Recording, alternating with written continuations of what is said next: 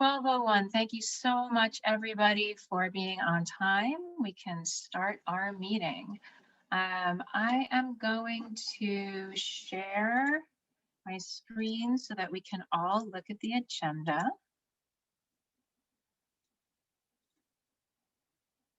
Okay.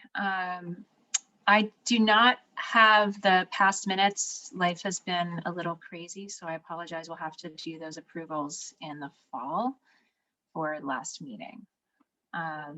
If we could, I'm sorry, and I didn't say call to order. Call to order, we are meeting, okay. If anybody has any changes for the agenda, please speak now.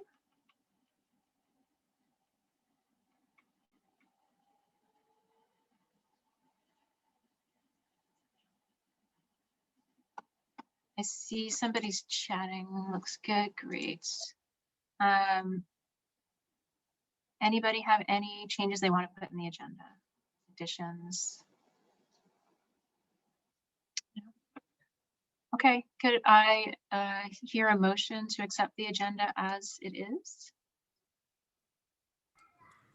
I motion to accept the agenda for today. And I'll second. It's Laura. Thank you, Laura. Okay, and so the agenda is approved. Great. Share. Hi, Denise. Full house. Okay, so we're going to start with assessment and get our report from Laura from Sloan. Hey. Sorry, unless you want to eat first. No. This is great, actually. And I apologize. I'm going to have to jump off a little early. So this is wonderful. Yeah, so hi, everybody. I guess the biggest thing is that we have finally, after, gosh, like 4 years of trying to get support around CurricuNet on the assessment side of things, we actually finally got contact with a program. I think her title is like a program manager, or she does management basically for all of Peralta. And we thought she was only focused on the curriculum side, but she is not. She can assist us with the assessment side. So it's a really huge thing because we have struggled, as many of you know, the only level that we can use right now is SLO assessment. That's it. We can't use ILO assessment. We can't use PLO assessment. So we're going to be working with her, and it's complicated and too detailed to go into it, but there's some unmapping and remapping that has to happen. So they can do some of this on the back end. Some of it will still have to be done on our end, but it's making, I think, us feel like there's some hope that we'll be able to use CurricuNet as a place to house all of that documentation. And then hopefully we can just run reports to include with program review or our APUs. It won't happen for the fall program review. So that's the other thing I would say that we're focusing on. We only have one more meeting, but we're focusing on the questions that the program review is asking around assessment to try to, really do, I think, a better job at grabbing that information and thinking about it too in terms of program review versus the APU and, what do those look like in terms of their focus?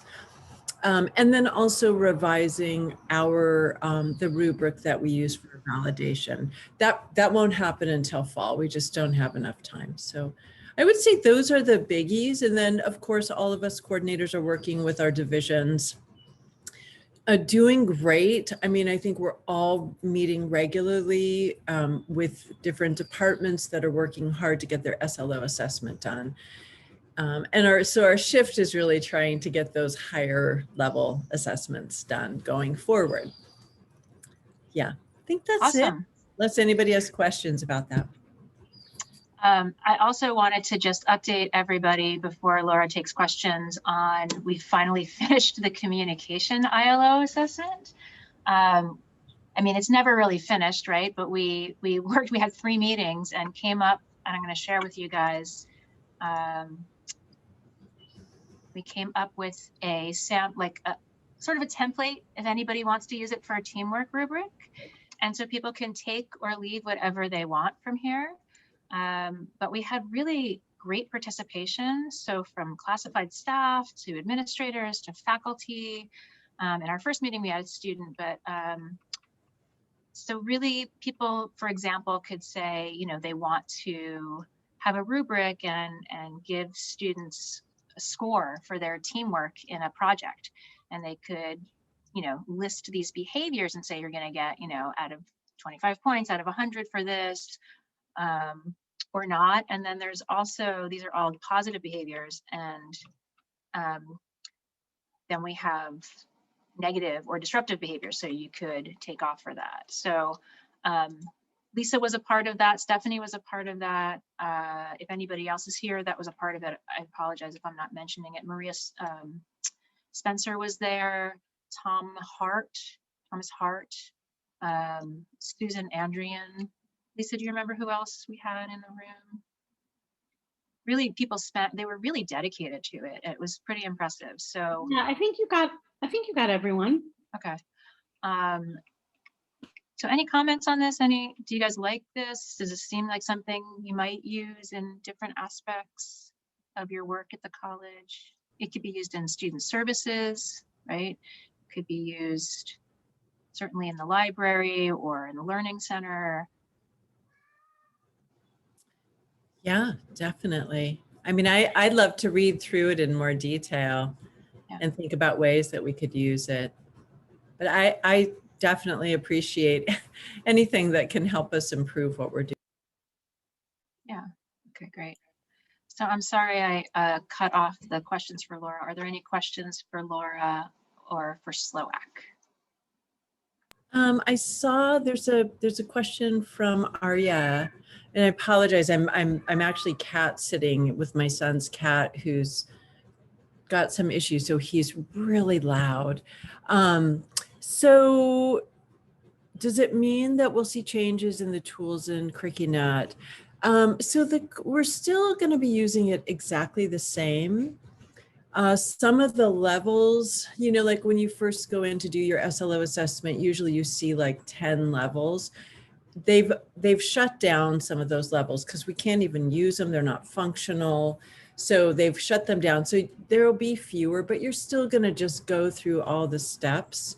There are going to be really minor tweaks to it, but you shouldn't feel it like as you're going in and doing your assessment.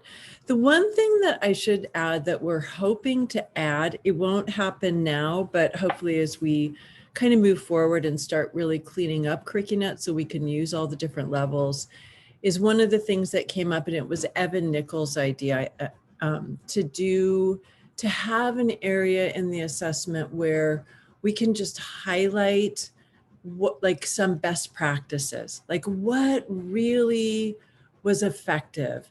And then the way they'll set it up, they'll do it in such a way that we can actually run a report and we can share out on that, which I love that idea. So look for that to come. It won't happen until next year, but it's just something that we're thinking about that could be really valuable for, you know, for all of us. So especially on the instructional side. So Laura, I think the part that I wanted to really ask was more about the reporting tool that appears in the menu but doesn't function. And it seems so frustrating that we're having to enter all of our individual SLO assessments and it's not something that's easily searchable or compilable. And I just feel like that was pitched to us as a usable function when we were going to the assessment tool in CrickyNet. And I'm really kind of surprised and disappointed that more work hasn't been done to make that functional. So I just wondered if that was on the horizon. Kind of sounds like you're saying there is, but I don't know, what is that going to look like? Yeah, we haven't gotten there, Arya. I totally agree. I mean, one of the things that will happen as we get the mapping between all the different levels, like, you know, courses, course SLOs, PLOs, and ILOs, as we clean up the mapping that was done, it should, like, for example, your PLO should be linked to some of your course SLOs. And so when you're going in to do that PLO assessment, it should pull up some of that data. It's not a reporting tool. It's really just embedded in that level. There are some current reports that you can pull, but they're very general. They aren't grabbing all this information. And I mean, I definitely will sort of keep that in mind as something that we would like to see happen going forward, because I agree, it's a clunky system. And I mean, we're just trying to take it one step at a time to be able to use some of those other levels. So Can I ask one more question? sure. And then Stephanie, it looks like you have I'm sorry, I just want to follow up. So one of the things I wondered when I was department chair, we'd have to compile a list of resource requests from our student learning outcome assessments. And I don't remember ever seeing a field in any of the student learning outcomes assessment form that actually puts a monetary value to a request. So that as a department chair, I just found there was a huge disconnect between what my faculty were asking for and how I could import that into my either annual program update or program review. Oh, no, it's such a good point. And we did bring that up yesterday because when we had Task Stream, there was a question at the very end, what resources do you need? So we did talk about it, and we didn't get very far on that. But yes, it's definitely on our radar, and it's something we can ask them to put in there, because I agree. I feel like we're asking for that linkage in the program review or the APU, and it would be really easy then to tie it back if you can run a report that shows that, So I agree. I think it's essential. Yeah. Thanks, Arya. Stephanie?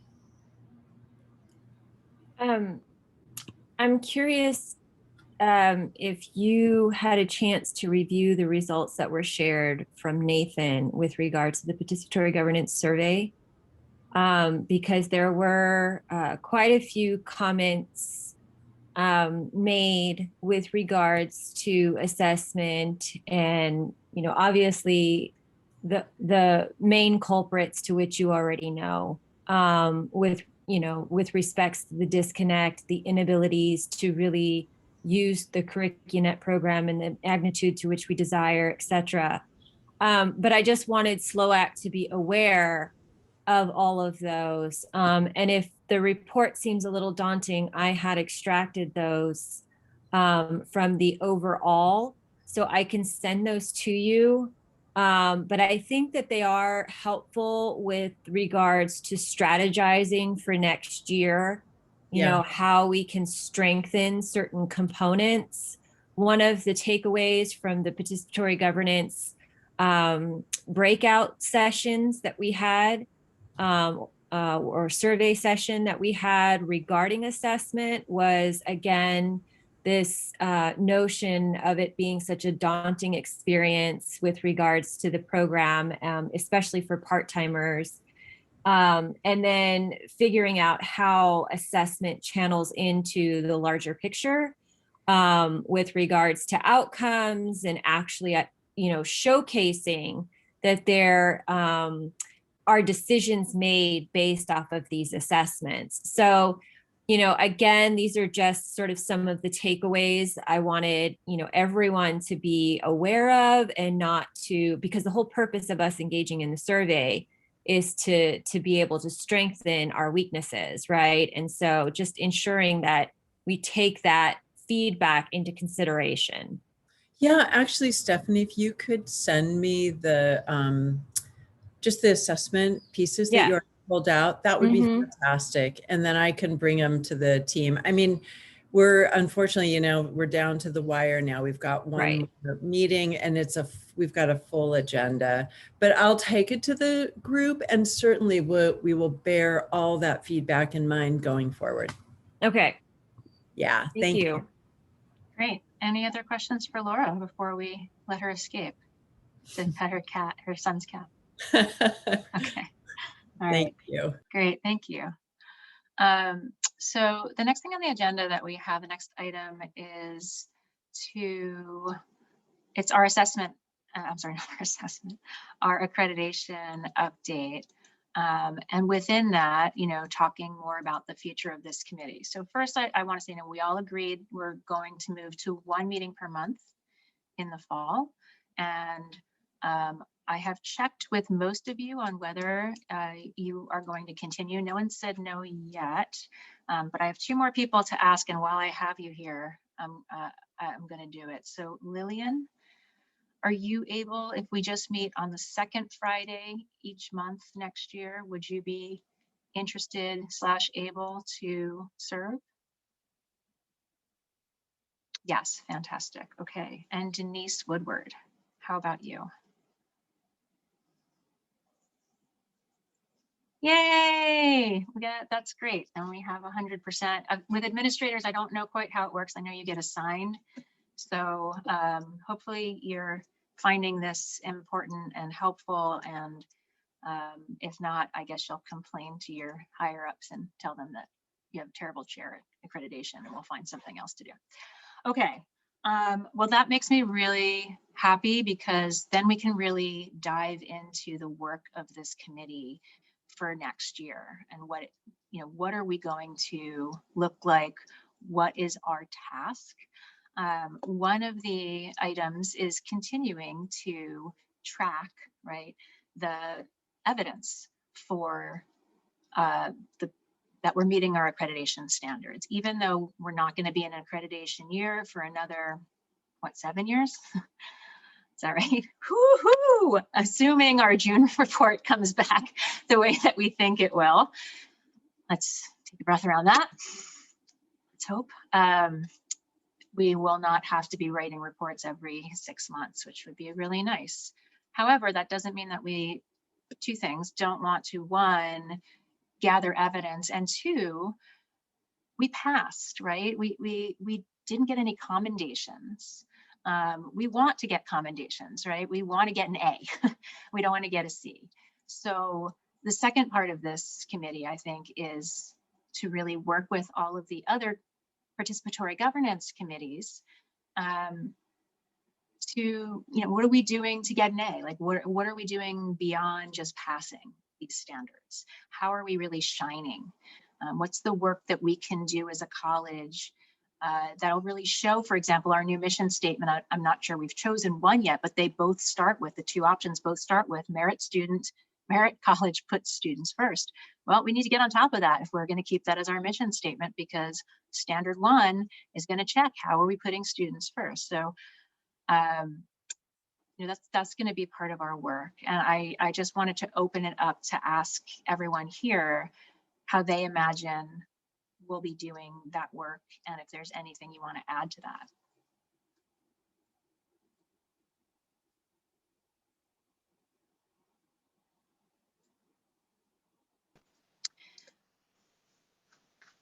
Well, one motion that I would love to hear from somebody is a motion to recommend to the administration to open up a folder specifically to start gathering evidence once we start the fall 2021 semester. So if they could do that over the summer, I would love to hear somebody motion for the administration to initiate a folder in the OneDrive where we could start to gather evidence in fall 2021. Could anybody? I move to have the administration open a folder so that we can begin to collect our evidence for upcoming efforts for accreditation. Anybody second that? In OneDrive. Thank you. I can second. Great. I can second. Arya. Sorry. Oh, thanks, Arya. Okay, great. Wonderful. Anybody have any objections to that motion? Okay. Not hearing any objections. Do I need to do a roll call on that? There's no objections? Okay, then the motion passes. Fantastic. So we will send that recommendation along. I wanted to update you that we did send our resolution. Hillary. Yes, Courtney, thank you.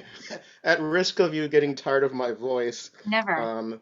I've really been seeing in a lot of different committees and places a response to the VPI's lead on equity in figuring out what that is and what that means in different ways.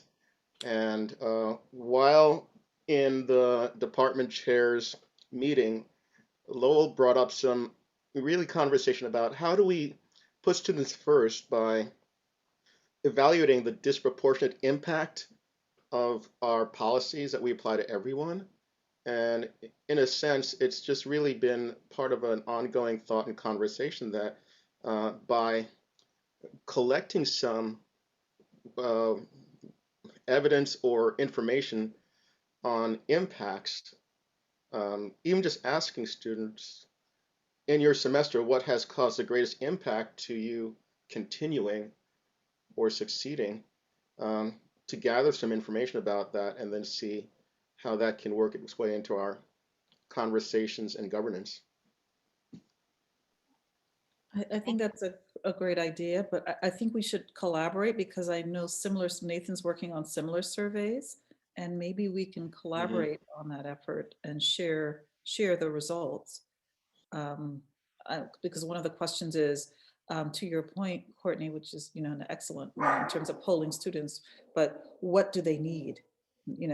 What specifically do they need? Because they are the specialists in terms of what it is they need to be successful.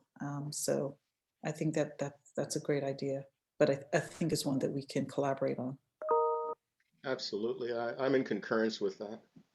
Also, later today, I'm going to ask you guys to look at that resolution again about the listening sessions for students. And I think that is really key, that we commit to having listening sessions with students so that we can hear all of these issues before it becomes a grievance, right? Like early in the semester, to really find out what's happening for them. So that will come. But yeah, Courtney, your voice is valued. Thank you for your contributions. Stephanie's hand is up. Stephanie. I also just wanted to piggyback off of the motion with regards to the collection of evidence is also the use of the planner tool to allow for everyone to follow sort of the same guidance and have access to the information as to what's supposed to be happening, month to month. So the incorporation of that planner tool to help in the facilitation of where we should be and what we should be collecting would also be useful. Anybody have any questions for Stephanie? Because I think, are you asking us to make a motion on that? Not necessarily, but to at least keep it in mind moving forward. I mean, it's really up to this committee to make that decision, but that is a great tool and a great resource. That way it's not necessarily coming from an individual, it's, being plugged in systematically for everyone to be able to access without actually having to get in touch with someone.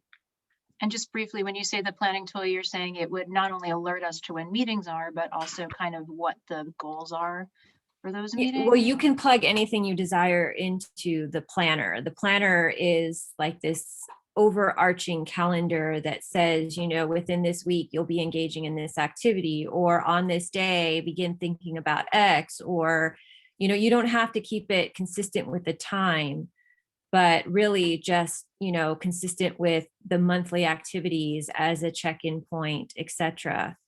And it's a great reference tool, I think, for everyone to be able to sort of understand where we are in totality of the documents we need to produce and or the activities we need to be engaging in. That's great. So that sounds like we should do that the first meeting of the fall semester, is really talk about that and flush it out. And one of the other things that we're looking at is updating our bylaws in September in the first meeting. So we could even incorporate that into our bylaws.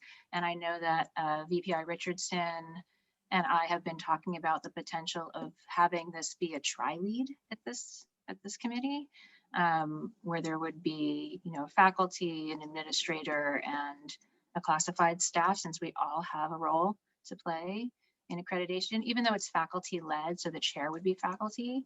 But the idea of guiding the participatory governance committees and making sure they're staying on track could certainly be something that the administrator and the classified staff could help with. That planning tool would be key.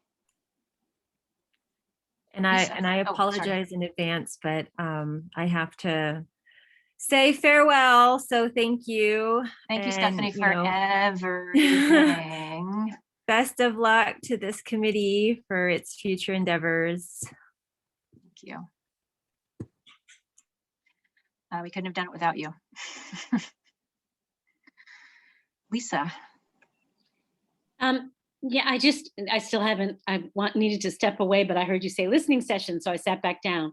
Yesterday, the Student Success and Equity Committee talked about doing focus groups in the fall. So I'm wondering if perhaps we could, to not duplicate efforts, that we maybe want to work together, because there's probably going to be some overlap there. And so maybe we should just talk and work together and do something that's really important for our Sounds like, students. yeah, that sounds ideal. Okay. And maybe you and I should connect in late August, just to make Okay. sure we're on the same page. Yep, let's do it. Thank you. And since you're here, Lisa, also equity was something that Courtney brought up. It's obviously something that's going to be important for us as a college. It is included in our new mission statement. So we're going to have to address that as a committee in terms of how we provide evidence, right? Yes. That we have an equitable environment and equity, you know, how are we providing equity to our students in different ways? So that's going to be essential. Good. I think that's good. Okay. Thank you. Anybody else on the future of the committee, on anything that was mentioned in that last conversation? Denise, I was talking. Oh, Stephanie. sorry. Anybody else? All right. Great. Okay, so usually here we go to old business, and we're going to do that. Even though it's kind of a lull, we're going to talk about where we are in the mission and IPB cycles. And so if we start with the mission statement cycle, obviously we've gone full circle. We've really developed the mission statement from scratch through different participatory governance meetings, flex days, summits. There's been committees outside of that have met. And I believe, Denise, correct me if I'm wrong, BPI Richardson, that we are still down to 2. I'm not sure how that final decision is being made. Oh, you're muted. There I go again. Yes, we are down to 2. Yes. Okay. Yeah, and I don't know how that final decision is being made. I know Lowell had suggested, since we're putting students first, that we involve students. But do you have an idea of how that's going to happen? I believe it's going to be in, if Dr. Chavez is on the phone, but I believe what's going to happen is, or Doris, we're going to present it to the ASMC, and then there's another committee of students. It's called, what's the other committee of students called? Phi Theta Kappa? No. Interclub Council? I think there's the Interclub Council. Thank you, Nathan. And we are going to ask them to, because they are so important, to share their thoughts on those 2, and we believe that their decision or their votes will kind of tip us over to a decision, because it's very, very close. Statistically, very, very close. Fantastic. And that would be great if we could just keep evidence of those meetings so that we are showing that we're involving students in those decisions. That's going to be my job, is to keep reminding people to just save the evidence. So, get tired of hearing that, you guys. We're going to keep saying it over and over again. Wonderful. Okay, so that's where the mission review cycle is right now. And I assume we'll have a final decision by fall.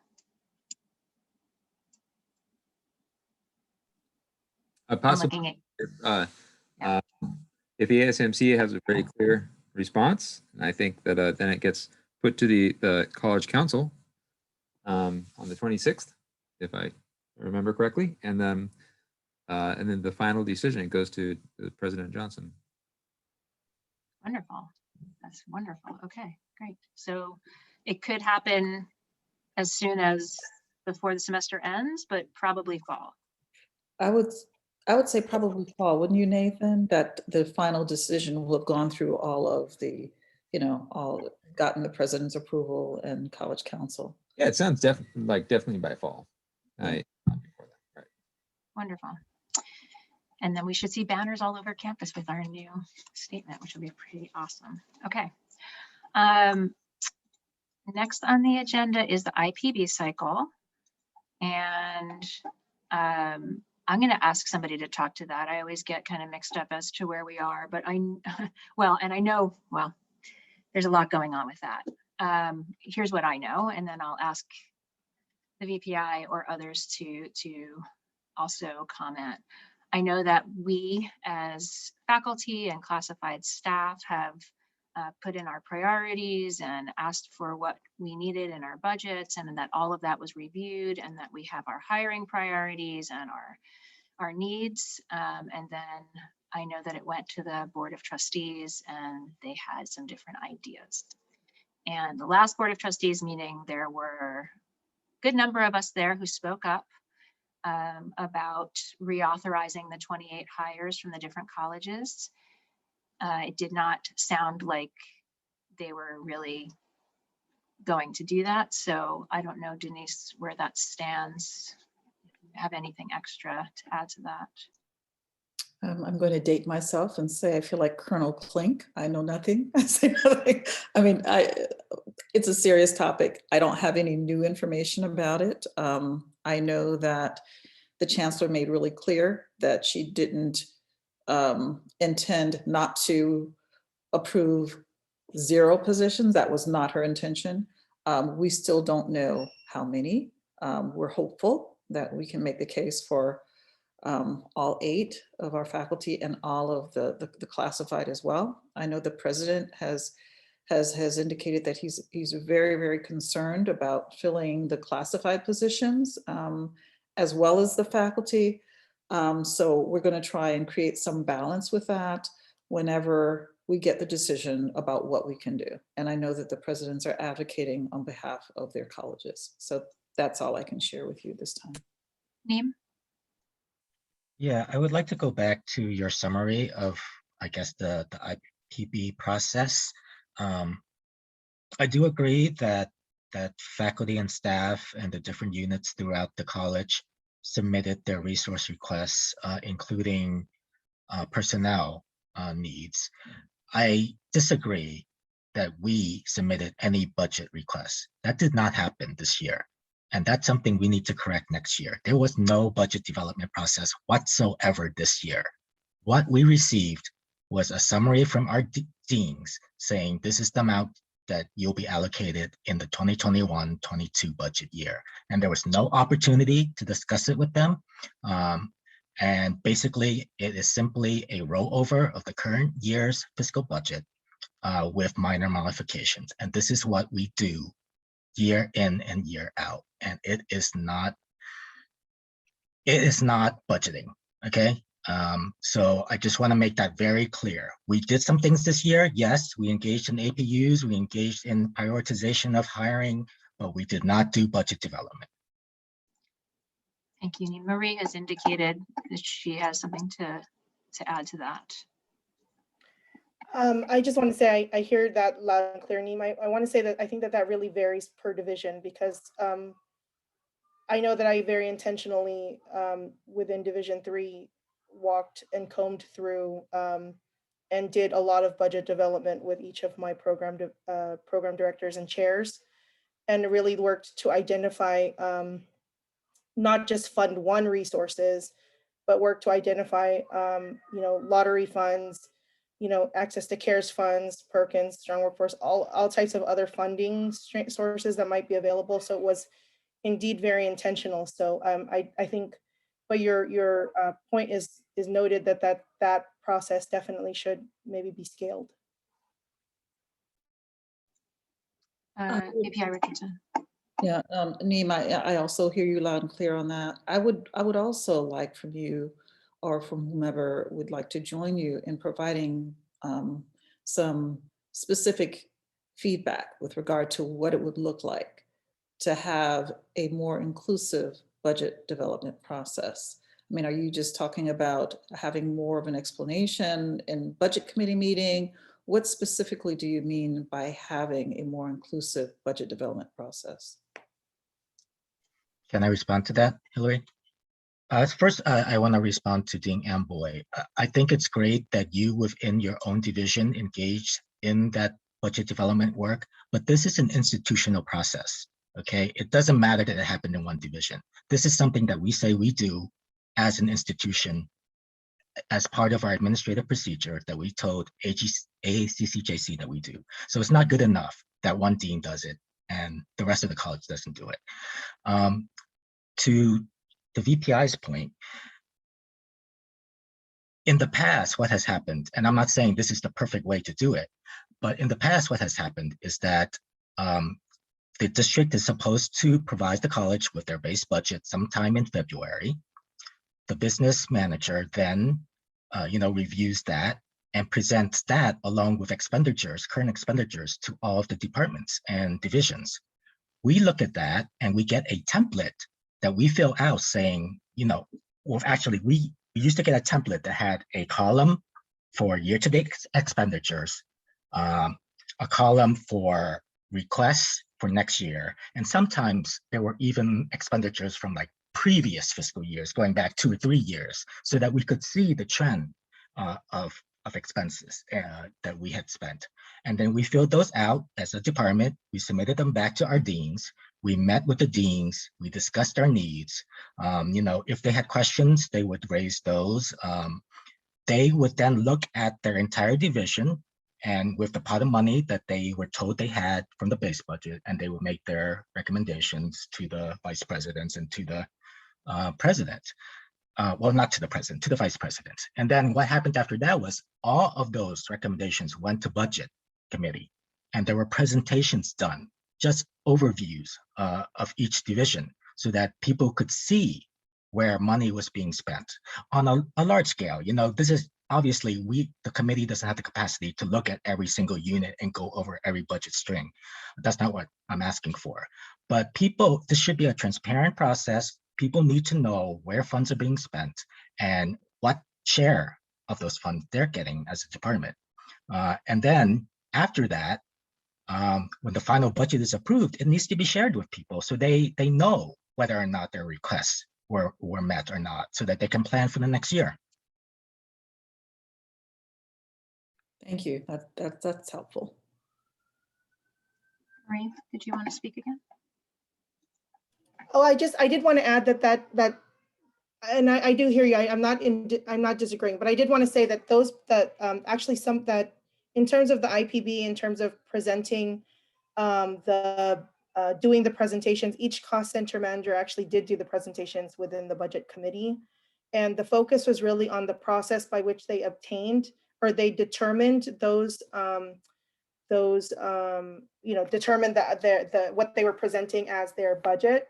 And so in those presentations, it was, if I recall, a lot of it was, discussion within divisions and discussion with, in review of APU resource requests were part of that process that was presented. So I just wanted to say that had been, that was actually included in the presentation. So this is a little bit different to hear that it had not happened because it was presented in that meeting that those things had happened. So I wanted to just say that because, we very intentionally, and Stephanie, I know she's off now, but, we talked about the need for those presentations, how they're run, making sure that they were done in a timely manner and that everyone had an opportunity to sort of understand how the budgets were developed. And I did request, every single cost center manager came to present on those things. And so I just wanted to say it's a little bit, I'm a little concerned that I'm hearing that it didn't happen when we did in fact receive presentations that did happen.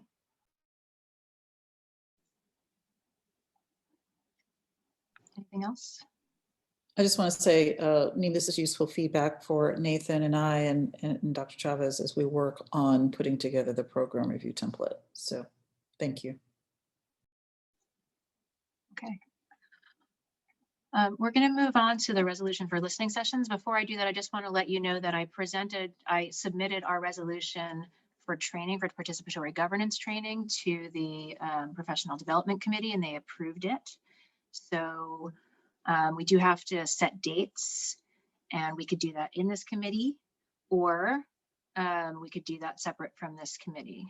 But I'm thinking, let's get through this next resolution first, and then we can go back if that's okay with everybody. Any objections to that? Okay. All right, let me share my screen. So this doesn't have to be the finished product. I'm happy to take any suggestions. I just added a couple things to this, but this was here last time. So quickly, whereas Merit College is a student-focused organization and puts students first, and whereas Merit College is committed as an institution to a caring spirit and student success, and whereas Merit College values both, we could put equity here too, and whereas Merit College values both participatory governance and lifting student voices, and whereas to strengthen our accreditation process to include the student voice and make college-wide improvements based on their experiences. Therefore, resolve that the Merit College administration schedule, organize, and hold at least 2 listening sessions for students per semester, beginning in fall 2021 with the VPSS and either the VPI or president of the college. These listening sessions may be combined with the Student Equity Committee. We could say one of these. Is that okay, Lisa? Because you're planning on having 1 per semester or 2?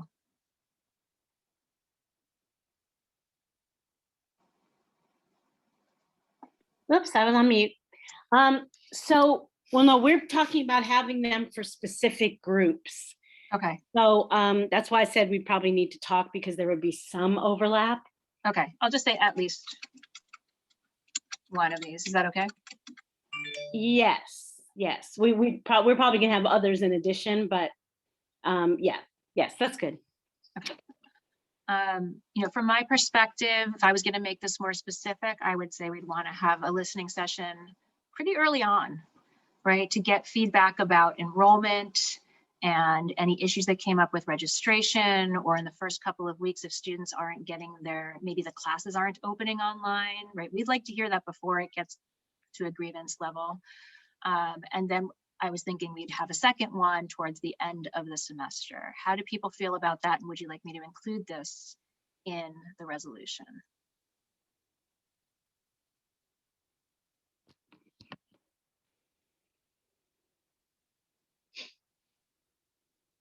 Does anybody have any comments about the resolution? I think it's extremely well written. Thank you, Hillary.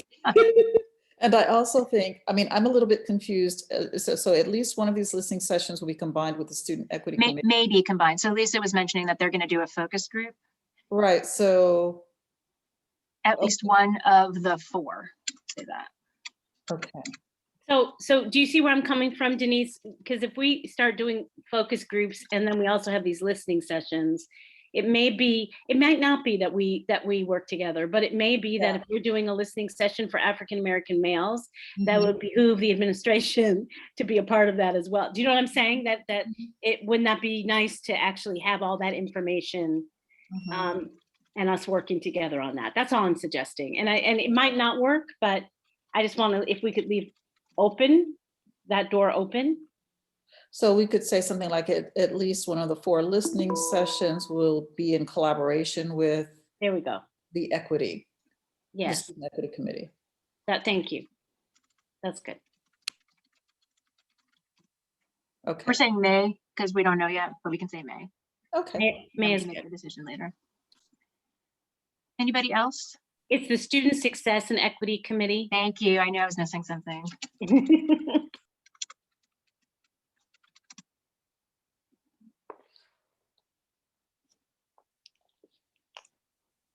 Anybody not feel good about this? Yeah. Sorry, Nathan, go ahead. Oh, I think your proposal of having 1 session at the beginning of the term is pretty important. I'd say even before Census Day. Oh, really? So, which is what, 2 weeks in? Or around Census Day. Yeah, I think there's, there can be some attrition like around that time. So being able to get people's attention, we might be able to use that as a place to voice their concerns. Great. Any other comments, suggestions, arguments, objections? Are there other people that we feel need to be there besides the VPSS, the VPI, or the president?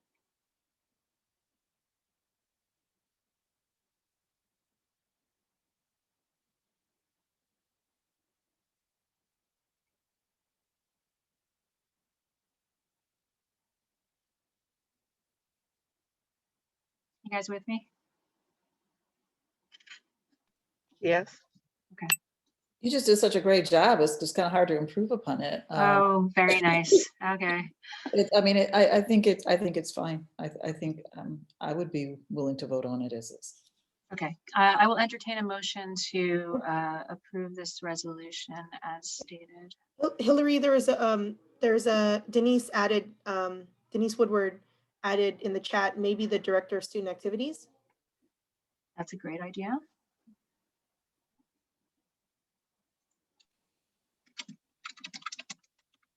So I'm sorry, just as the co-chair of SSE, could we just say, for director of student activities is fine, but can we leave open the door for there to be other people? Oh yeah, this Okay. is an at least for sure. Okay. It's an at Right. least. So I mean, Okay. right now we have the VPSS, either the VPI or president. Ideally, it would be both. But we know it's sort of like, you know, a Congress meeting when you have to have somebody in the basement just in case, you know, there's some terrorism that happens. We want to have one of them safe just in case. Designated there, survivor. there might be other things happening, is what I'm saying. The director of student activities, we would love to always have you, Lisa, but we don't want to say that you have to be there. Well, it wouldn't necessarily be me. It could be the other co-chair of the SSE, Derek. So do you Right. see what I'm saying? So I'm not, it's not about me necessarily being Should we there. put ideally, or do we want to require it?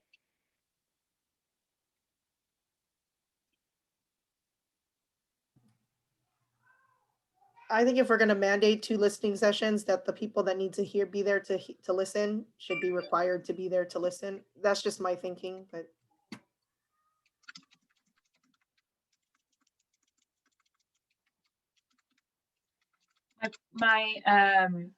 My fear on this is we're naming a lot of people that are very busy. But they're supposed to be during college hour, right? So it should be a time when nothing else is happening. Well, and if we're trying to get away from the same people always being in the same place and giving more people opportunities, I mean, there are a lot of great people.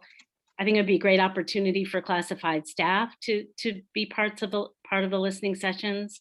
I mean, we really want to raise people up and raise each other up.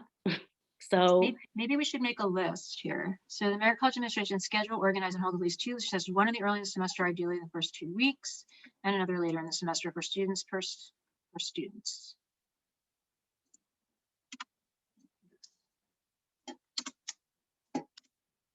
Beginning in fall 2021.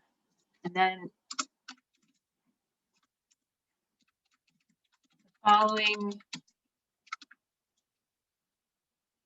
help me say this.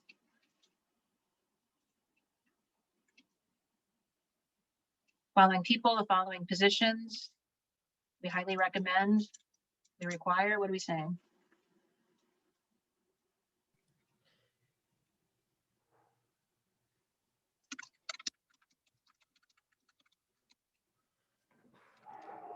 We could just say the following position should be in attendance, and instead of saying, and we can also add, instead of just VPA, we can say or designee or their designee. That way it ensures that there's always, you know.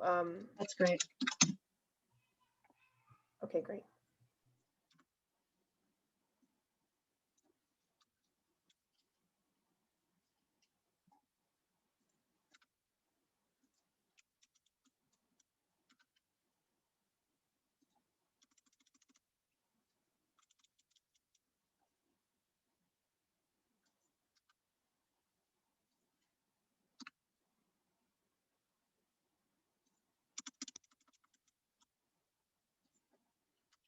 Should we say classified staff representing student services?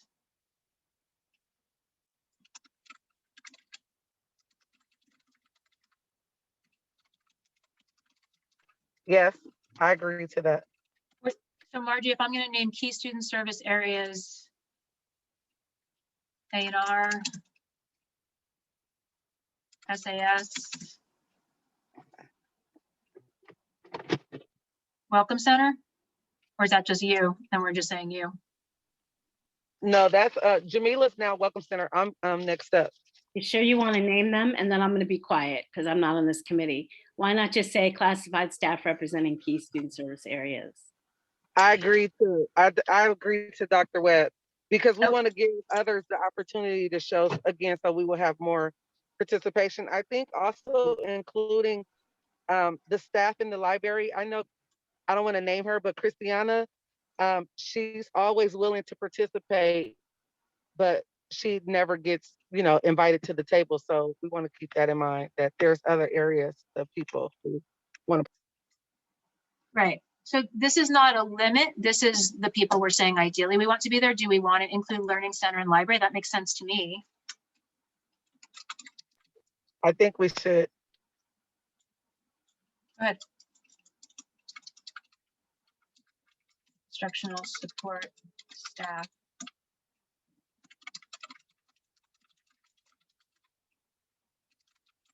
Is that people feel good about that?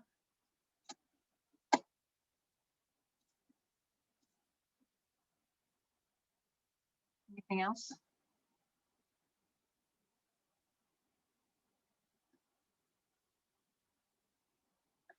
Should I make this more specific? Instead of Merit College administration, should we say like the president?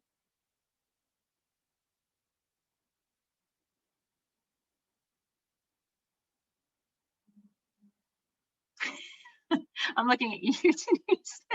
Let me know. I nod, I said yes. Okay. Yes. Okay, and since I know he's going to ask me, yes, I will facilitate. It's fine. Okay. Any other comments, suggestions, objections, changes?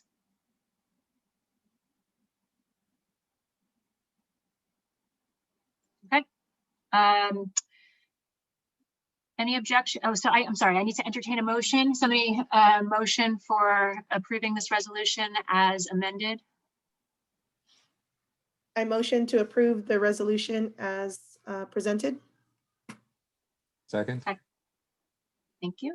Nathan, are you a voting member of this committee? I don't think you Oh. are. Yeah, it helps to have a voting member do that. Huh? I can second. Thank you, This- Ariane.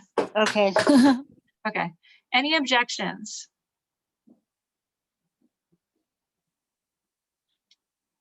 I feel like I should do a roll call on this. It is a resolution after all. All right, I'm going to do a quick roll call. Guys, get your fingers on your microphones. So we're saying yay to approving or nay to not approving. So let's start. Laura's not here. Let's start with Lillian. Yay. Thank you. Marie. Yes. I think Lilia left. Arya. Sorry, what? It's okay. We're voting on the resolution. I vote yes. Great. Denise Woodward. Yay. Margie. Yes. And VPI Richardson. Yay. All right, and I vote yes, or yay, it is passed. Fantastic, thanks everybody. That's back, and I'm not looking at the chat, so if there's something in there I need to see, can somebody please notify me?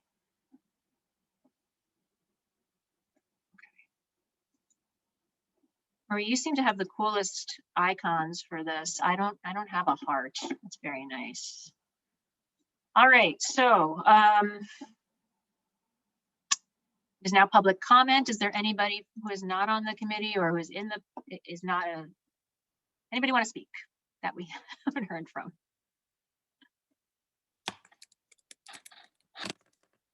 The cat, does the cat want to speak now? Okay. I already talked about the ILO assessment communication results. Should we set our next accreditation, I mean, our first one of the semester? That would be a good thing to do. So if we're saying second Friday, that would be September 10th. Anybody know some strange conflict? September 10th. I think for that listening, if we're talking about having that done before 2 weeks, classes start August 23rd. So probably Tuesday, August 31st, college hour is the ideal time for that, correct? Before it's 2 weeks. Tuesday, August 31st. So I will pass that on. Okay, we have time. I would love to hear your suggestions. We now have 8 hours of participatory governance training from a parliamentary group. We can split it up any way we like. So I would love for your suggestions to come forward. I know we've talked about having something on Flex Day. So please help me out here. Some of the committees will be formed and ready to go, and some won't. And so that's why we were thinking we could split it up a bit. So can somebody give their opinion as to how many hours and on Flex Day? Because we know we want to do at least one training on Flex Day in the fall, on college day.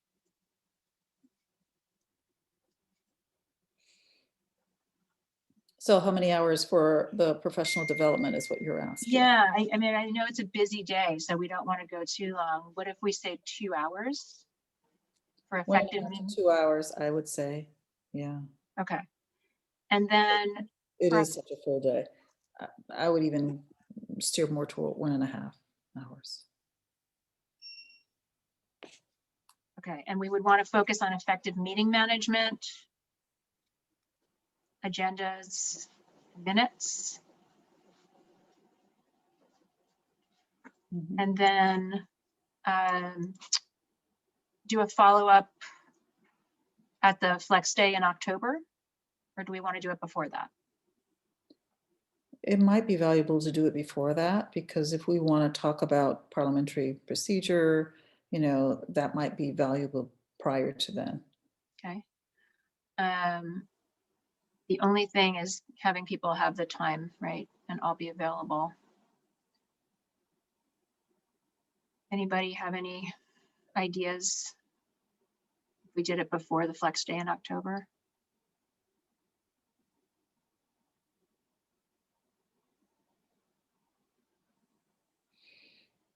I mean, we could do a Friday afternoon, perhaps, where we just, let people know, particularly those that are involved in committees, how important this professional development is for smooth running and efficient running of our participatory governance, meetings. So. Okay, so I'll say a Friday training day in September and then a third Flex Day in October. Hillary, I actually feel like it's more appropriate to hold these trainings on Flex Days. These are professional development activities, and Flex Days are the days when most people are available. And specifically, if you're wanting to involve classified staff, it probably would be the afternoon, because I don't know that they necessarily want to shut down all student services, the entire day. But maybe they could shut down for the afternoon to participate in Flex Day. I would rather not have like a one-off event on like a random day, because I think that just like cuts out a lot of people.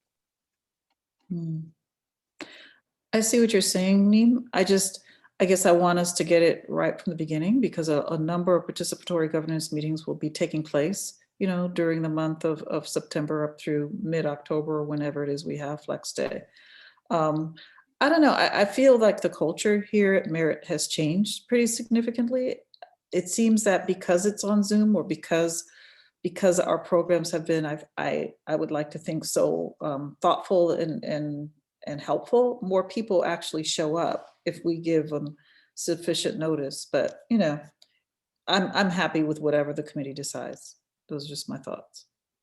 We hear from some other people.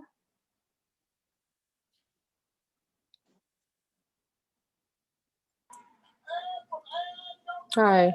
Hey, Denise. Is the commitment 8 hours straight, or it's broken No, down so into we're going to couple split days? it up. Yeah, we're going to split it up probably into 3 different meetings. I think we should hold it 2 hours because otherwise we're not going to get enough done on that first flex day. And then the second one we could do 3, right? We do it in October. If we do the Friday, we could do 3 as well. I was just thinking, I know what you're saying, Denise. Yeah, I would say, I know for classified, sometimes it's hard to be committed to, you know, even a 2 hour or 3 hour event where you need to focus and you can't multitask because you really want to, you know, make sure that you gather, you know, what the workshop is about. So our flex, if we did a could keep flex that day, in mind. if we did a flex day afternoon, is that better, Denise? I think so, you know, depending on what the area that the person is working in, like Neem said, student services, they're often not able to participate, you know, in certain professional development activities because they have to be, you know, there In the to morning, support right? students. Yeah. But Yeah, so afternoon would work definitely, you know, depending on the day. I do like having PD on flex day because more people are mentally prepared, you know, that day to step away from their other tasks and duties to participate. But I mean, it could also work on a Friday afternoon as well or something else. But I So, think shorter times work better for classified. thank you. And Ari said, I think some should be scheduled in the afternoon flex day. Division and department meetings may conflict, but if known ahead of time, there should be time. Okay, so I think on that first flex day in August, I forgot to mention Robert's rules. I mean, we really need 2 hours to do effective meeting management, agendas, minutes, and Robert's rules. And we can make that recording available to anybody who isn't able to come, but that should be a time in the afternoon when most people are available. Of course, there's going to be competing wonderful workshops. That's the hard part. And then the question is, do we do a Friday training day or do we just do it in October? I'm leaning towards October and I'm just hearing differing things. So I'd love to hear from each of you. Here, I'm going to make a poll. I'm just going to do a quick poll. I think I'm okay with October, just for the record, you know, Okay. since you're going to do Robert's rules as well. Okay. Since we're going to do Robert's rules as well during the first one. So Okay. since I was the only outlier, I'm fine with doing it in October. Okay. So let's do 2 hours for the August flex day, 3 hours for the October flex day, and let's do 3 hours in January. Does that sound good? Any objections to that? Okay.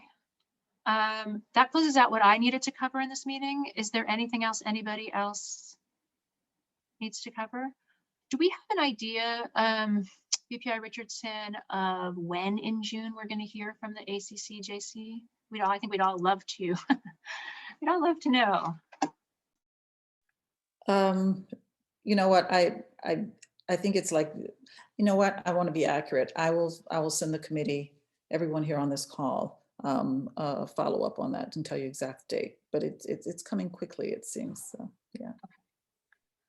I don't want to close this meeting without saying a huge thank you to each of you. So many of us sacrificed our sleep, our schedules, our families to have a successful accreditation year this year. Neem, so much energy and time in the writing. Stephanie, who's not with us right now, for a thankless effort in so many things. I know VPI Richardson and Lillian and I were texting each other literally in the middle of the night sometimes. So, and all of you have been really essential in helping us to reach out to the other committees and spread the word. And I just want to say thank you. We couldn't have done it without you. So if there's nothing else, I will close the meeting.